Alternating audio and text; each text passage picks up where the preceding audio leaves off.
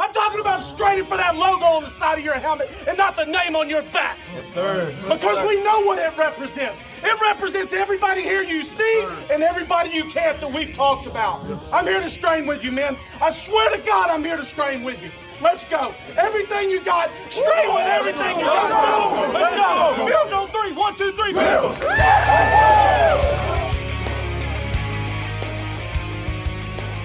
You're listening to the Off Tackle with John Fina show with your host, Joe Miller.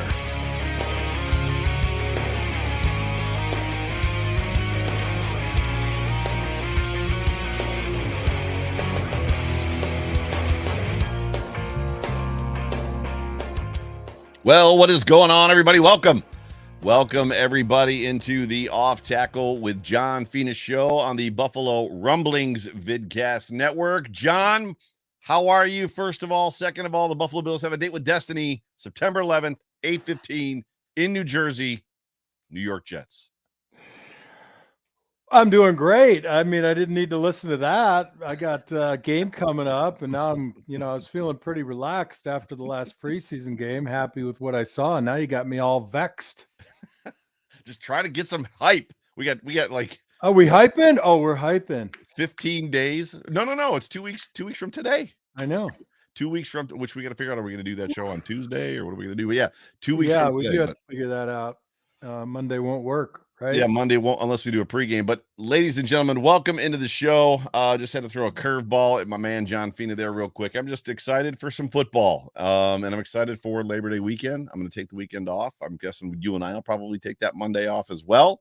But my name is Joe Miller. I'm the co-host of this show, or I don't know, the host of this show. And you can find me on Twitter, Joe Miller Wired. That guy over there is John Fina, the real John Fina, former Buffalo Bill for 11 years. God, that seems like a long time. It does seem like a long time. 10 years in Buffalo. Oh, is it? Oh, that's right. That's right. So 11 years in the NFL, 11 years in the NFL, 10 years in Buffalo. You can find him on Twitter at John Fina. And we are excited that you are here. People are jumping into the room, into the comments section. Yeah, we are available to chat with. We're going to talk about this last Buffalo Bills preseason game, which John was combing through the all 22 today. And then asked me to look at something. And I was like, I don't even have access to what you're looking at. I thought you had the recording. You didn't go back? It was deleted.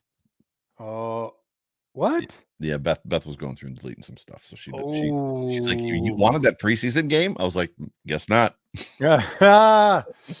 Well, at least she's a realist. She realized the preseason only means about that much. So she knows. She knows. Yeah, my tagline for the whole preseason was, as preseason games go, it was one, right? So for all 3 games, that's what I said. So when we were up and then we were down and we were back up again, it's preseason. So how much did you guys take away from preseason? How the film, right? The film after the preseason game, was it like a normal? It couldn't have been like a normal week, right? So, it was all about it. You didn't care about the win or the loss. Mm-hmm. You were coaching yourself on your individual effort, right? So for me, it was always like, what improvements was I trying to make during the off season? What and getting back into the groove, 1 or 2 or 4 series, whatever you played, how's my conditioning level? Because there's still time. There's still 2 weeks. These guys can still go get in shape. Right. Right. So it was mostly about that, making sure if there was any new installation, any new plays that, you were identifying the defense properly and you were going to the right guy. Physically, you weren't as harsh, but, assignment checks, fitness, and, technique. Is there ever a point, I was going to ask a silly question, which was like soreness after week 1, but then I realized just from listening to pressers that you guys were sore after every game, right? And it wasn't a more sore 1 week versus the next. It was basically, it's 18 weeks, 20 weeks of hell, right? Yeah. The last, they visited their last healthy week. That's about it. Next week and then the weeks thereafter, I mean, you are, especially for the guys that play every down, the offensive linemen, I mean, you are beat up. Right. If they continue the type of rotation they do in the front 7, it's a little, and that's part of that strategy that you and I never really talked about is, I know you'd rather see guys running most 65 to 70% of the plays, but yes, you would. I would. But I mean, that takes a real toll on defensive guys. You're dealing with double teams. You're just getting mashed every play. And I think it extends their health deeper into the season, barring any, severe ankle sprain or knee injury or anything of that nature. Sure. I agree with you, but I think traditionally what we've seen from the NFL is that's not the case. And I don't know that it's been successful, right? Well, look, I'm on the fence. I hated it as an offensive lineman to see 2 or 3 different defensive ends, because that just means there's a whole base of studying that you got to do that's even greater, right? So you're multiplying by 2 or 3. I'll tell you, my biggest problem is I don't know why Greg Rousseau doesn't get in a 3-point stance. I'm still on that. Yeah, I've heard you say that in the past, and I don't necessarily have an answer other than the TV still says he's 6'6" and he's every bit of 6'8". Could size be the issue? Look, if he could be in a 2-point stance and dip his hips and get underneath pads, I wouldn't mind. But I see too many times, too frequently, that he comes across and he starts looking in the backfield. I think you have a tendency to look in the backfield if you can see in the backfield. Oh. So I coach JV. No, no honor in that, except trying to lead young men. Right. And I watched the film. These are JV players, and I got 2 defensive ends who were far better than the tackles. And they were consistently not getting there. And then it dawned on me that the problem with looking in the backfield is you're not beating the guy in front of you. You got about a 7-yard point on an angle, on a curve to get to. But your first job is to get to that point by beating the guy in front of you. If you stand up, if you look in the backfield, you'll go nowhere. I was telling the kids, worry about where the quarterback is when you've beaten the guy in front of you. Start with step 1. Don't start with step 2. That's actually incredible advice. And it's something that I don't know that us as fans really think about a whole lot. But when you say that, yes, I have pictures of Groot and other Bills defensive ends, like literally as kind of rushing towards you with the back of a offensive player, and they're kind of up, right? Versus down. Well, what's interesting is I wasn't able to articulate it. I mean, I knew why, but how can I put it into words that a kid would understand? So get to the point, the inflection point, the contact point. And if the quarterback's gone, he's gone. But choose your move before the ball snap, your number 1, 2, 3, 4 move, but don't choose no move. I say, have a plan when you line up. And guess what? That guy might have a better plan than yours. And that happens. I mean, there in an NFL game, there's 40 to 50 snaps of pass. And they're going to guess right every now and again, or the quarterback is going to be leaking out on the opposite side or stepping up. But if every pass play, the defensive end made it to that spot 7 yards behind the center, he'd have 5 sacks a game. Now, you got to beat the guy in front of you. Right. Again, we go back to step 1. Beat the guy in front. And unless you can tell me you were a spy on that play, beat the guy in front of you. Gotcha. That's good stuff. Well, let's jump into, because I know that you're limited on time for this show due to your obligation coaching football, which you were just talking about. So the Buffalo Bills beat the Chicago Bears 24-21 in a game that I felt went much, much better, both on offense and on defense, particularly in offense. First of all, I think the question I would ask you before I ask you your thoughts of the game, where are you on the pregame argument of play Josh Allen, don't play Josh Allen? It's way too risky. They need to get some rhythm, right? Where are you at on that? Did you feel they needed to play? Well, you mean more than he played? He took one series, took him down for a score. The idea was that Josh Allen should not play in that game. I don't agree with that. There you go. I don't. I also think you asked the guy himself. Well, Josh would always want to play, right? Right. Right. So why deny him that and have him thinking, oh my God, now I don't have a rhythm. I didn't get enough live reps. Don't create doubt, fear, uncertainty. Yeah. Right. Yeah, the one thing that I had commented on the show yesterday was that had Josh and Steph and the starters not played, like the primary starters, it was like 23 days before, like, of not playing football. And the last thing they did was what they did in that Steelers game, which was no semblance of any sort of like rhythm or continuity at all. Not to mention, I think they're still trying to figure out and feel what it is that they're trying to do or who they're trying to be up front, right? Which is we always hear this continuity word on the offensive line, and the Bills never seem to be able to find it. They never can find 5 guys, and then year over year just stick with those 5 guys, it seems. Yeah, I go back and forth. I like the fact that the offensive line stayed in longer, and I'll tell you, they must have had a CTJ meeting because those were different looking tackles than the week before. They played better in the front 3. They played more aggressive. They played longer. Everybody played longer.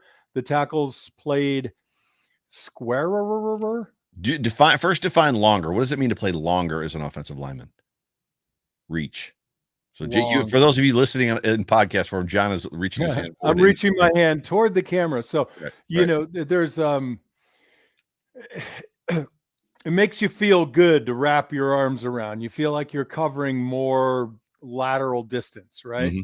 But in effect, you're putting yourself in a position to get pushed. You're putting yourself, especially in pass pro, to be susceptible to a rip, to an underneath move, right? So your conscience tells you to envelop a guy, but the proven technique tells you to stay long, get your hands out, create distance. It's the opposite in the run game, right? I want to get fit and I want to keep them closer to me. Like I'm carrying, a 5-gallon bucket of water, sack of potatoes at chest level, of potatoes at chest level. You want to get them in here and control them. So I thought it was 100% better. That's across the line. Torrance, I saw a couple of things where he'd probably, I'm sliding left. He really ought to move his ass over a little bit quicker and get fit next to the center. Mm-hmm. But he played really long. I think he's got some foot quickness issues that should come, with a little bit more jump rope, a little bit more footwork drills. Is a little bit in the slow-footed area. It's a different speed. It's a different league. So I'm going to give him that learning curve of the preseason, but I wouldn't have expected him to do this well. I think just with the number of plays he's played so far, great pick. I mean, absolutely, he's going to be a fantastic football player if he remains healthy, hungry, and angry. He's definitely a different body type, different strength. But to draw a line of correlation, I believe your first comment about Cody Ford was that he had slow feet. Yeah. So when you have slow feet and a guy starts to get even with your hip, you're naturally going to open your hip. And then that just gives depth. And then the front 3, you're always trying to set that pass protection at 2 or 3 yards optimally, right? But these are grown men too. I mean, there's some monsters. I think Ryan Bates felt the right defensive tackle on one of those plays in the second or third quarter. It was like, whoa, he didn't get long. He didn't get fit to the left guard, and it took him by surprise. Now, to be fair, I think Connor McGovern left him a little soon looking out at Deion Dawkins, but that's all about, timing, and that's why they play more than the quarterback in the first game. I'm just going to throw this up. DMX3698 in the comment section says that the O-line is a problem. And before I make a comment, because I have one, I want you to address this. Okay. That's it. Okay. You don't, because everybody's got an opinion. I don't know, DMX, did you watch, the entire first half with the starting 5, and did you compare it to the last game? Did you notice the changes in technique? Because I did. I don't think that the O-line is superb by any measure. I think you're in a constant state of growing for this offensive line, not like what you were used to, Joe, when you were in your teenage years and they were, more settled and I don't know, I guess connected, if you will. Right. But I'm very encouraged by what I saw from both tackles in this last game. And I'll tell you, I was discouraged in the previous game. But I think you just hit it. You said by both tackles. I think the interior of the offensive line, guard to guard, is solid. I think those guys are working well together. I think it's pretty much, and even if you have to sub in Ryan Bates, which Ryan Bates has been coming in for Mitch Morse, And I don't feel like there was necessarily a lack of ability there. Now the tackles, there's some integrity issues there at times, but you have stated many times as well that sometimes that's on Josh. Yeah, look, I mean, as far as DMX's comment is concerned, going back to it, certainly you could go back and look and say, as a whole, that you think they're a problem, and I don't think you'd be wrong. But when you are a player and a coach and, a real kind of wonk, if you're a wonk on technique, then it's undeniable that they played a lot better in this game. There's still things you got to clean up, like play away. I'm the left guard. If I'm stalking the linebacker, I want to get to the inside shoulder, not the outside shoulder. Right. Yeah. Torrance had a not dissimilar issue when he was stalking the linebacker. He needed to come up and get fit and get his ass square to the line of scrimmage. And, that was one play out of the other three that I said, wow, nice technique, kid. So, yeah, if you aren't growing week in and week out, if you're not, like I told the JV kids, like I tell the varsity kids, if you don't go back and watch your film and watch every play at least 5 times and take a good 2 hours to watch film, which can be a miserable experience, then not sure how you're going to get better. You got to put, if nobody's going to put you in the crucible, you have to put yourself in the crucible. Yeah. Speaking of getting better, the biggest position of need, in my opinion, and you and I might disagree here, is that Mike position that Tremaine Edmunds has vacated.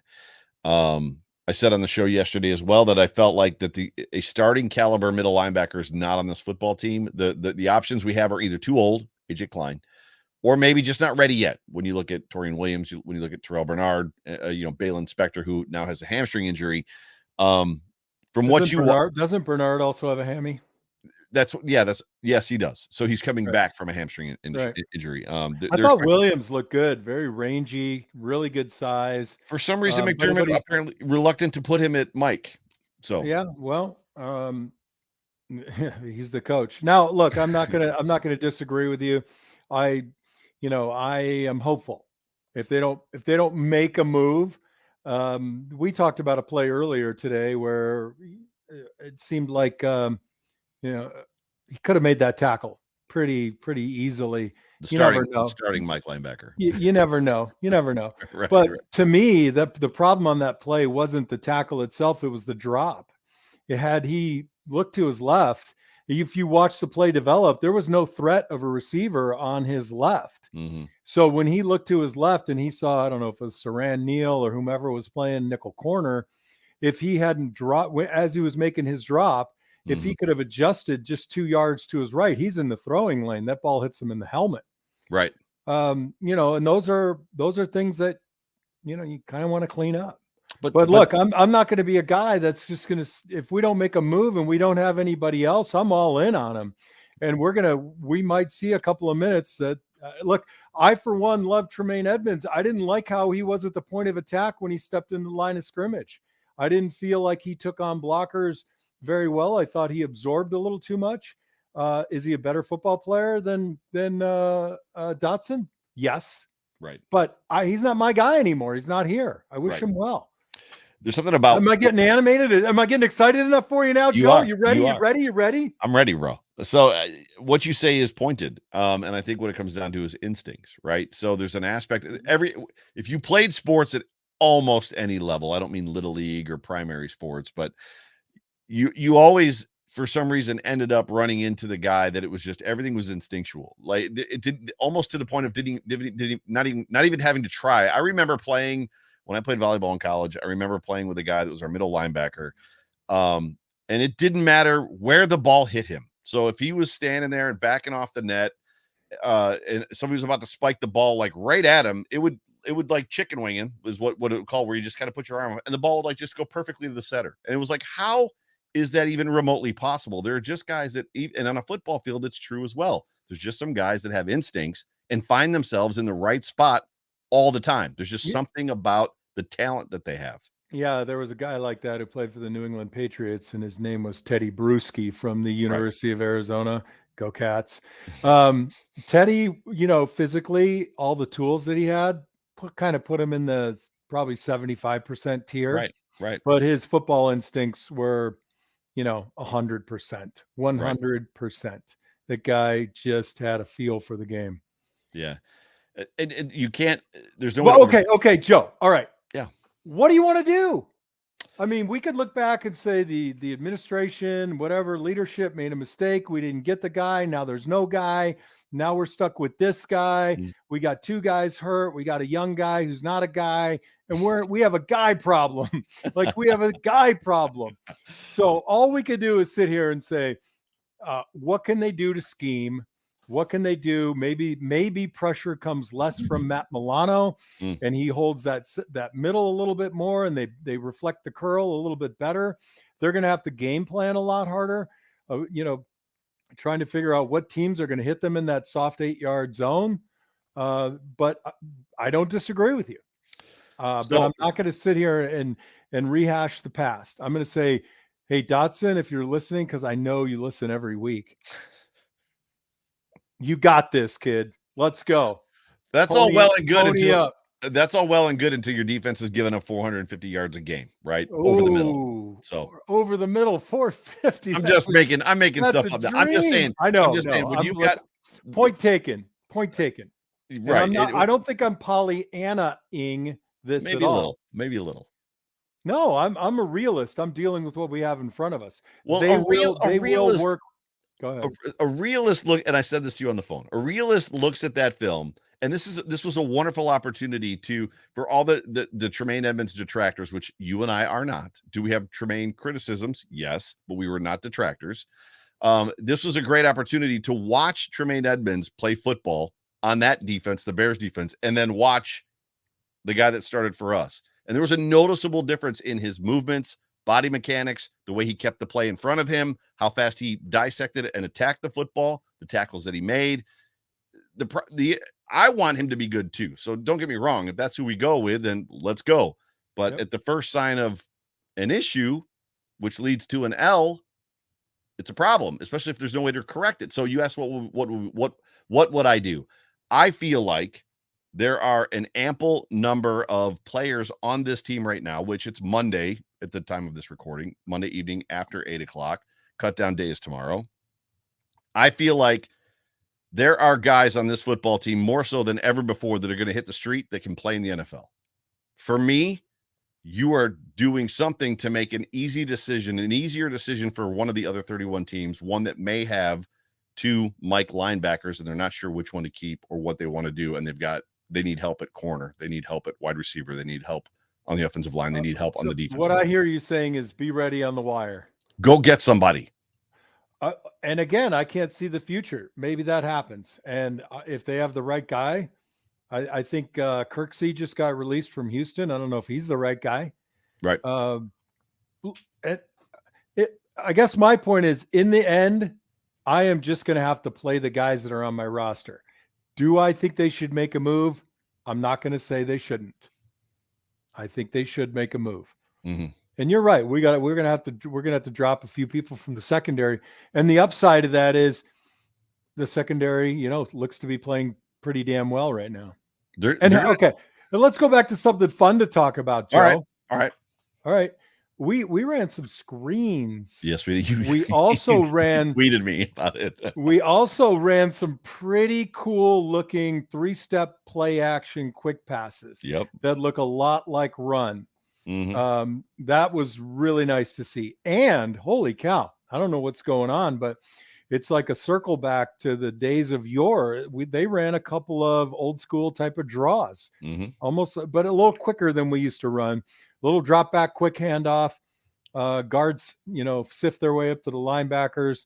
Running back reads the nose guard, makes his picket, and they look pretty good.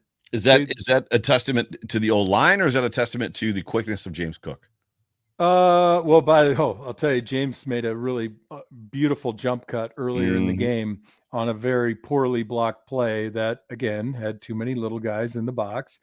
But I think that does bode well for him. He can stop, adjust, and go. It looks pretty smooth, I have to say. much Yeah, smoother than you on the volleyball court, if memory serves.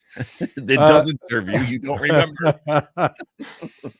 Well, I also believe that this might originate itself in the need at the offense coming together as a staff and saying we need to have a little bit more wrinkle in our run game. And a 3-step quick it looks like a zone play, like a quick zone. Everybody's basically run blocking. Quick fake, or not even a fake. You're just, the linemen are coming out this way, which freezes the linebackers. Whether they drop or whether they come, they'll typically just freeze for a step. And you're trying to hit that little space. If you got the right coverage on the slot guy, if you got a little bit of outside leverage, you can get a quick 3 or 4 right there. Yeah.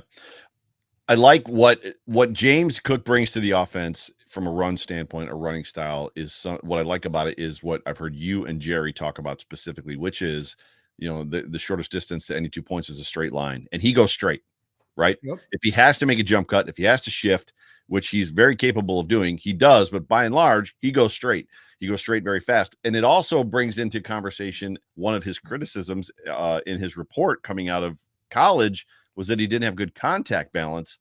I find him actually pretty okay in the contact. And now, is he doing what Arrington did, or the running back that I can't remember his last name? It's right here in front of me. Anyway, they made the long run where he's like dragging people to the goal line because he wanted that touchdown really, really bad. I'm not saying that, but it's definitely not like you brush James Cook and he falls down. And we've seen some players like that in the NFL before. So I like what I see from the kid a lot. Yeah, and if you're going to run these types of plays, you want a guy who can evade a hand off a defensive tackle who's got a hand out. A guy that can quick bounce off of that and accelerate. Not every play is going to go to the house, For sure. You want a running play to go 4 yards. Anything after that is just a cherry on top, right? But what we need to get away from is negative yardage plays. And we ran a pin and pull on Sunday where we pulled both the right tackle and the right guard. And we had, I think it was Hardy, right? Who's like, he's Isaiah McKenzie size. And he's coming down to crack on the defensive end. And unless you really make that block, that guy's going to start driving you. So what happened was you get the tackle who wants to pull with a little depth and get around that block, but the defensive end's driving the little guy 4 yards deep. So the tackle and the guard have to keep going the wrong way. You're going the wrong way. How does he know where we're going? How does he know where we're going? Right. So finally they get around the guy, and now they're 5 yards deep from the line of scrimmage. James Cook or whomever had the ball, I don't recall, is now the defense has had a chance. I think Bates at center actually had a pretty decent block going, a good contact block that was just stringing out down the line of scrimmage. But all that did was just narrow the window. Right. It runs out of bounds. No gain. Right. So, I could see throwing that in there a little bit every now and again, but I just don't want to see a steady diet of the little guys having to come in and start counting linebackers and, figuring out if they're on the backside, are we scooping to that guy? Are we scooping to that guy? It's too much mathematics. Comment and a question. So the Sherfield kid looks like he can block, and he looks like a willing blocker. I'm sure you saw it. Yep. And the Bills like to run these plays where they've got multiple wide receivers on the field, to your point, and they're going to ask one of them to have an assignment. Whose fault is it? This is the question. Whose fault is it when the personnel grouping calls for Khalil Shakir, Isaiah McKenzie, one of these small guys, not named Cole Beasley, because Cole Beasley was a willing blocker and did a decent job. Whose fault is it when the personnel doesn't match the play call? And what happens is exactly what you said. The wide receiver is getting driven back while the tackle's trying to pull and can't. Well, if the OC is managing the position groups, who's on the field and who's off the field, it's his fault. If a guy's, one play in the game and then takes himself out and you got the other guy in there, hopefully you didn't call the play. The OC didn't already call the play. You definitely want the right personnel grouping. I think if you can look at a guy like Hardy and the way he wants to block, then do it out in space. Do that quick swing pass that you like and have him go out and stalk a nickel corner, right? We had 2 screens where offensive lineman blocked a guy in the back. And frankly, I think it's just because it's like, hey, we've never run this play. You kind of got to see what, get a feel for it. When that guy's going down and you're heading to him, don't touch him at all. You can't affect the play positively, and you just hope the guy's cutting up inside of you. What's curious is several plays later, shocker, Chicago, their offensive lineman did the same thing, and there was no call. I mean, it was far more blatant. So, you give these zebras a chance to make a call, and they're going to. You reduce the amount of opportunity for them to ruin the game, you're better off. Yeah, as soon as it happened, I was like, block in the back. Even though it wasn't like he didn't shove him, but still, it was on my 70. It was like, yep, there's block on the back. I'll say, I just want to get to a couple of notes before I got to bug out. Yeah, go for it. Defensive line play, the first couple of plays of the game on run, man, go back and watch it. Daquan, Oliver. I mean, there was real pressure on run plays. I think Daquan had that kid 3 yards deep, and it was impressive, right? Yep. And then I also saw that we did line up in what looked like a little scary set against a running quarterback. Nobody in the middle of the field, corners up and press coverage. So there were a couple of instances of press. Maybe they're just practicing it, but we did run a little press coverage with 2 safeties over the top with the middle vacated, or the middle empty, the middle of the defense is what I'm saying. And man, I mean, look, I remain optimistic. I see some good things on film. I did, I reviewed that running play with you that you refused to go back and look at. If you're confused, what am I going to figure out? No, I'm confused why you didn't go back and look at it. But again, you said at least 3 times on the phone, what is happening on this play? What the hell are they doing? Right. So, I mean, I would encourage everybody to go back and look at that play. It was zoned to the right. And if you just, just start, like if you want to learn about football and you want to, just pick a running play, start with the direction it goes. And typically the guy on the edge is blocking the right guy. And then you put a 1 on that defensive guy. And the next guy in, you put a 2 on him. And the next guy in, you put a 3. And then you got 5 offensive linemen. You got a tight end on the backside. He's 6. You got a fullback in the backfield. That's 7. And you start trying to figure out who's supposed to put a hat on a hat. And I'm watching this play. I must have watched it 7 times. And I'm like, I can't tell if it's the left guard and left tackle making a mistake, if Gilliam's going to the wrong guy. But we ended up with, I mean, it looked pretty straightforward to me. So if going back to our earlier comment from the comment that was in the comments section, hey, don't let up as a coach. If you have to have a CTJ meeting every week, then do it. Does everybody know what a CTJ meeting is? Come to God. Come to Jesus. See, you said J. Come to Jesus, my bad. I thought you said CTG. My bad. I might have said it that time, but I usually say CTG. Right. So, I mean, you go back and look at these sets by the tackles, and both tackles were square longer, and they were longer with their arms. The whole offensive line kept guys off their body, and the tackles especially had a much better strike. So, last topic for you before we get you out of here. Cut down day is tomorrow, Tuesday. Today, if you're listening in podcast form, surprise player to make the roster.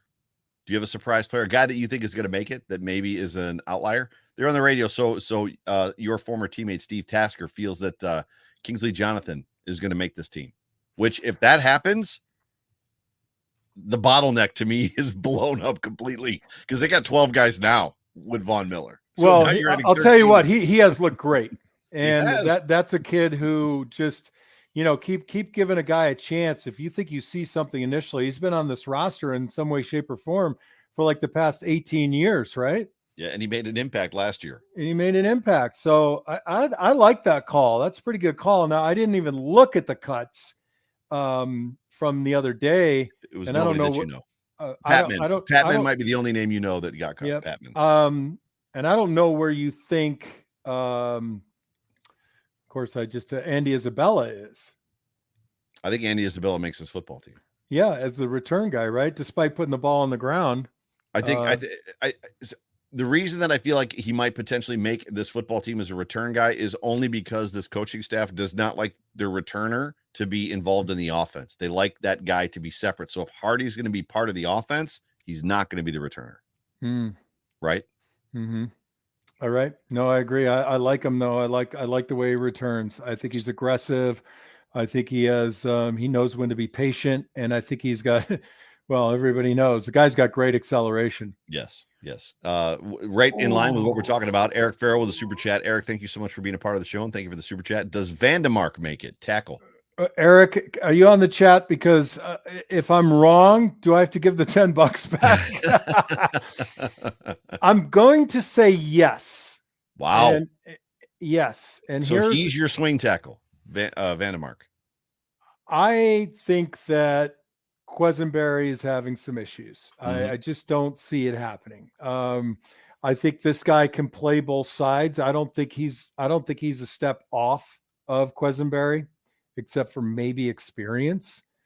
But that hasn't boded well for Quesenberry, even though I like him. I called his game when he played at San Jose State, and I said to myself, this guy's going to go to the NFL, and he's going to have a really nice career, and he has. So I think he makes it. But here's the one that I'm really itching. Don't be surprised if Alec Anderson makes this team. Agreed. Right? He has played every position on the O-line except left tackle in this preseason. Now, he didn't do fascinatingly well at right in the last game. There was one play on drop back where I thought, that was not awesome. But by and large, what he's done at the center position and the guard position is pretty impressive. Now, again, go back and think about Kingsley Jonathan, right? Alec Anderson, this is his third year in this organization. So if he doesn't make it, I mean, I think he's probably got some pretty good film, and he'll land somewhere, practice squad or depth player. He's another guy. He's another one of those guys that's going to make a roster someplace. The amount of dudes that are going to hit the street and not be on the street for long and not make it back to the practice squad. And that was the argument that Steve was making on the One Bills Drive today, or One Bills Live today, was that he's not going to make it back to the practice squad. So he feels that that's the reason that they're going to keep him. But who does that leave out? I mean, when you're talking about, and I apologize for delaying your Rousseau, Floyd, Basham, right on one side. The other side, Von Miller, Epinesa, Shaq Lawson, Kingsley Jonathan. Well, I think you're looking at Lawson, Epinesa, and Boogie Basham in that same group. One of the three, but wouldn't one or two? Wouldn't you prefer they move those guys and get something for them? Maybe a middle linebacker. Oh, okay. Well, I thought we were just talking about who's making the team and who's not. Now you're getting into chaos math. Surprise cut. Do you have a surprise? You may have just said it.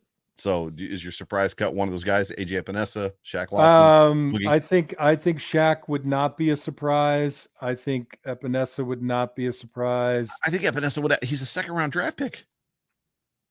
I know. I don't disagree with you. And you're keeping him for Kingsley. But do you think it's a surprise if you let him go? I just don't think he's produced in any quantitative, impactful way. Has he done much of anything in a game? It was but what I don't like more is that I haven't seen anything that gives me great confidence that I will. I think Shaq Lawson still has some flashes and some pretty cool stuff to offer. And I thought Boogie Basham was that guy coming out of Wake. I mean, I watched him I just happened to be watching a Wake game. And I said out loud, I was alone. Of course, I talked to myself like any high IQ person does. I said, I was like looking to my right. There was nobody there. I'm like, are you seeing this guy? I look back at myself and I'm like, this guy's just destroying people, just wrecking fools. And it was Boogie Basham. But since he's been here, I just haven't seen the same violence with his hands. I haven't seen the same type of pad level and explosion. So I think all four of those guys are in the same bucket. I think Shaq maybe has a better chance just because, I don't know. I think he has better chance to flash from time to time. And I think he's older. He's got some leadership qualities that he could match up with Vaughn. There you go. Very good. Any final comments before I get us out of here? I'm now you got me all excited. I'm just thinking Monday night. That's what the 11th. September 11th. Yeah. Shoot, that means I got to get. Oh man, I hope I'm not on an airplane. I gotta riddle this out. You better call CWT and change the flight. Yeah, I need to change my flight. What for? Just cause. Just cause. Yeah. No final thoughts, Joe. Thanks for doing a great job leading me to places where I'll hate you later for. Everybody in the comment section, appreciate you coming.